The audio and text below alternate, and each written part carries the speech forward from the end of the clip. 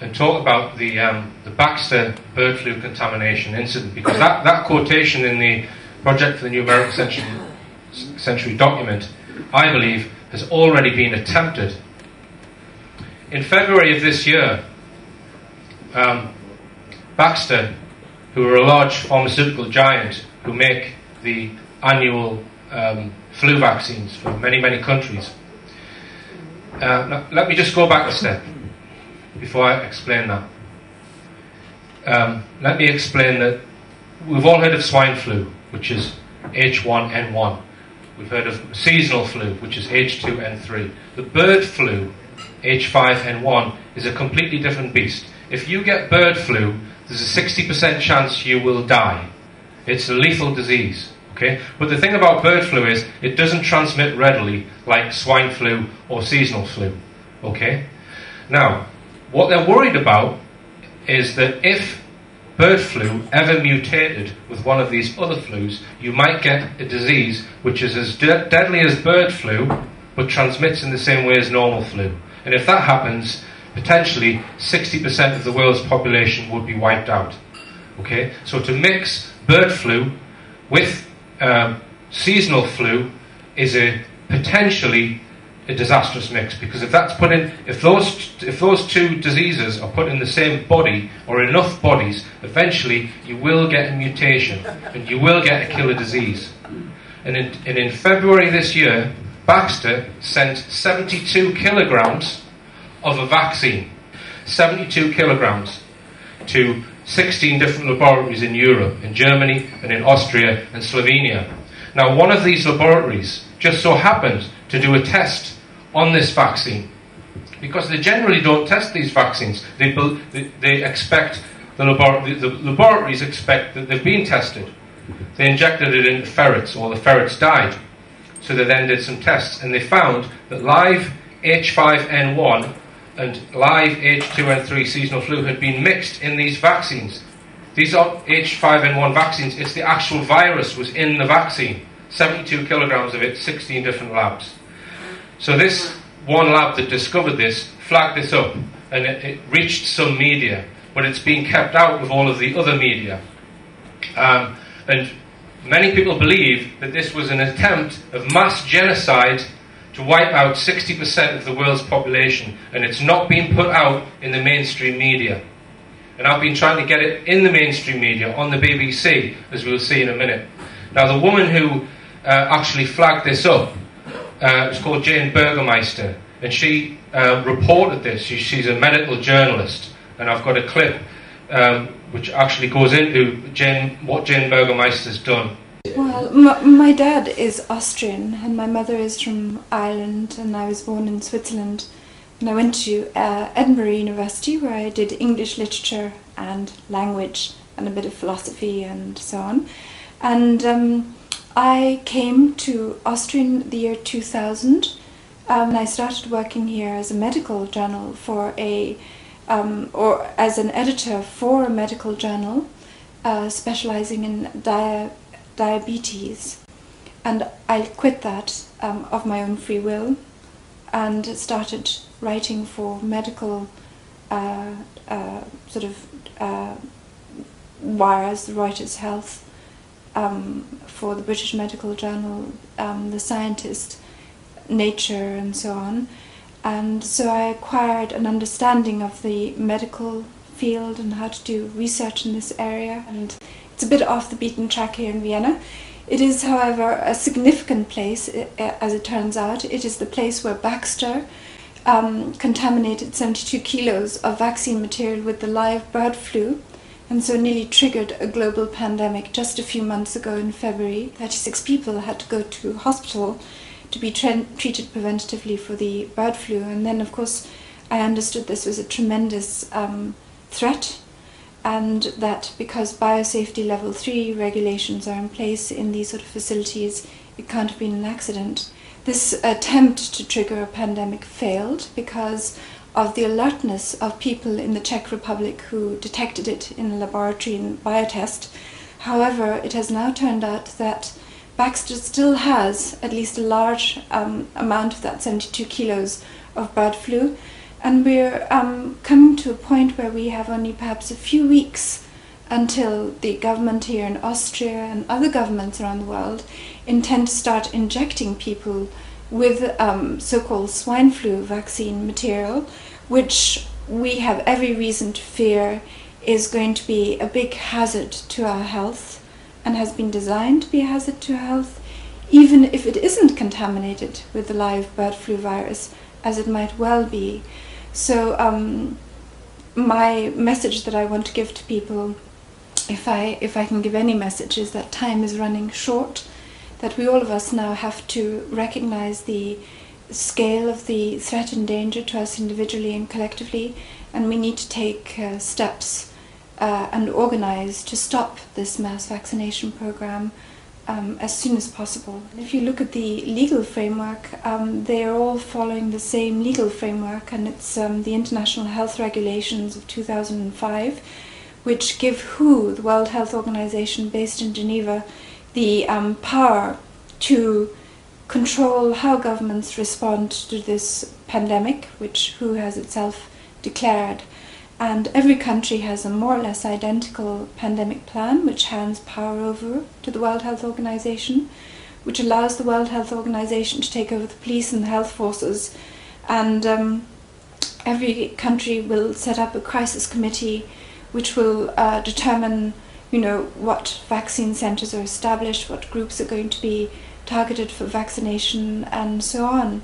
And that is the reason why it's so coordinated and synchronized, because there is a single body behind it, and this is the World Health Organization, the UN, and the people who back that, the banking cartel and family dynasty, the Rockefellers and the Rothschilds. And because I myself had come to realize that the media was totally controlled through my own experiences working in the media, I didn't make too much effort in trying to alert the newspapers. I sent a story or the pitch to the BMJ. The editor wasn't interested. I wasn't too surprised. That's the British Medical Journal. Yes, for which I have worked. The Lancet wasn't interested. I sent it to the Austrian papers, no response. Profil, an Austrian magazine, actually wrote an article whitewashing Baxter, in spite of all my information. And so as an individual, I saw very few opportunities for halting this mechanism or truck that seemed to be hurtling towards, unleashing a pandemic. So I filed criminal charges in the hope of putting a spoke in the wheel and forcing an investigation. I'd never done that before, and my understanding is that 3 police forces are investigating: the police in Vienna, the police in Korneuburg. The same is true of the Austrian criminal police. The head was replaced by somebody who also has a track record of working for these so-called New World Order corporations. And so I increasingly feel the structures in government are not going to be effective in stopping and halting this danger, and that's why we have to now move towards organized civilian resistance to the vaccine. People are realizing that the justice system, the law enforcement system, has nothing more to do with justice and law enforcement, and that it needs to be rebuilt and reconstituted. And indeed our entire societies need to be reconstituted on the basis of law and order, justice, the Constitution, if we're to have any hope of a future. I was aware of my working within the mainstream media that it is systematically controlled by a central group who have economic interests with oil and renewable energy or whatever, or suppressing renewable energy. And they have put in place this plan for the collapse of the economy, in parallel or in synchronization, this mass vaccination program, which is designed to kill or injure a large number of people. I don't believe that they are very flexible and can see any way to back down now. So I think they're pressing ahead. They're even accelerating their efforts to get this vaccine into the population by stealth and secrecy. I think they're going to try and trigger a pandemic by whatever means they can in the next few days, weeks. They're going to be putting it up in schools. They hope to panic people into taking the vaccine, which will make it truly disastrous and justify forced mass vaccinations.